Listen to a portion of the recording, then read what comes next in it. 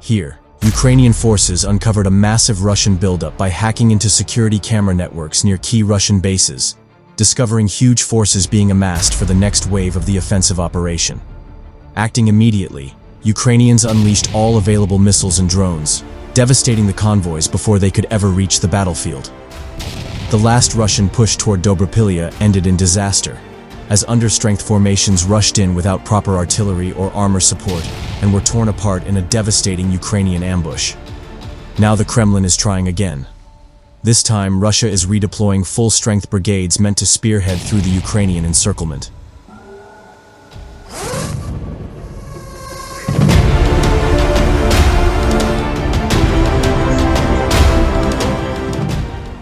The main force is led by the 155th and 45th Naval Infantry Brigades, with airborne units from the 11th Brigade and elements of the 76th Division joining the push, originating from the Kursk, Bakhmut, and Kherson sectors.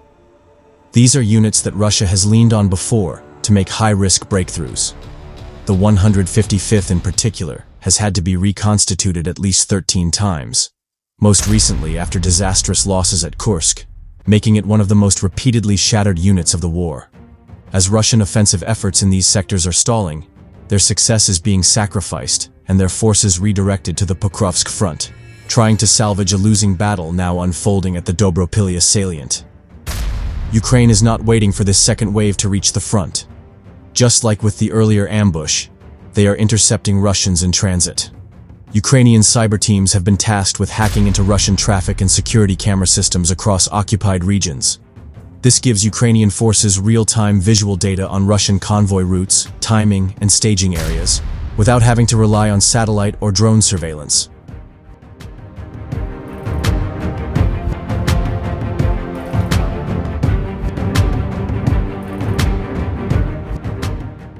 Once spotted, loitering munitions like the RAM-2X are launched to intercept Russian vehicles in transit, hitting them before they can reach the front.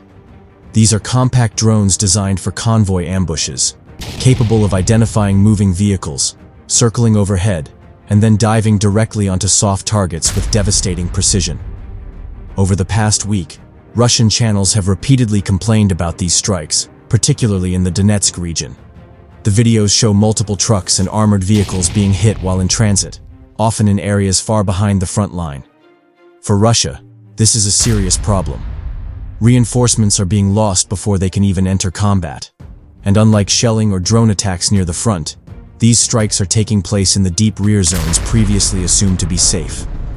Those that do survive the redeployment face a second wave of attacks, as Ukrainian units are now launching coordinated clearing operations the moment new Russian troops arrive in rushed fashion.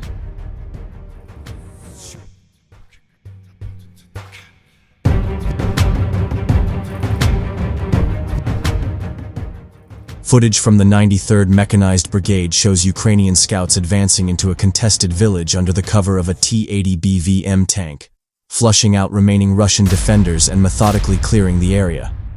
The tank does not just provide firepower, it also acts as mobile cover for advancing infantry, allowing them to move through open areas and clear buildings at close range. Once the area is secured, follow-on elements move in to stabilize the line. Then comes the third phase, rapid assault by elite formations, as footage from the Azov Brigade's spear group shows them advancing under fire in tight formation, pushing through tree lines and debris fields to reach enemy strongpoints.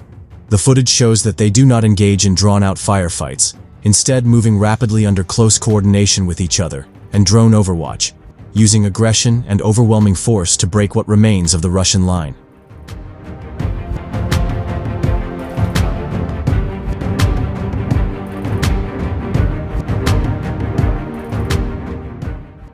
Overall, Ukraine is no longer waiting for Russian offensives to form, as reinforcements are now seen as not a future threat, but as targets in motion, tracked and intercepted before they reach the front. This shift is powered by real-time surveillance, drone integration, and the hacking of traffic and security cameras in occupied zones. Because so many forces are destroyed on the move, Russians do not have the ability to concentrate their units for a large breakthrough, as waiting too long for a large group to gather would just invite additional Ukrainian strikes.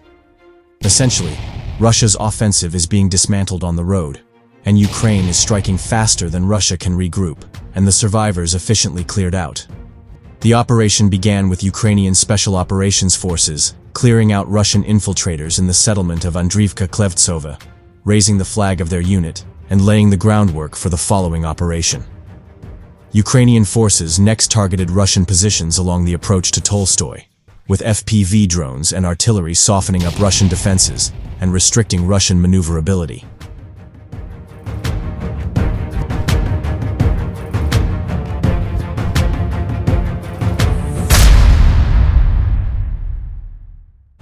Then, assault units advanced from the south, clearing the village in close combat, reportedly under the command of the 5th Separate Heavy Mechanized Brigade. Immediately afterward, Ukrainian troops advanced northward and eastward, recapturing the nearby settlement of Zeleny High.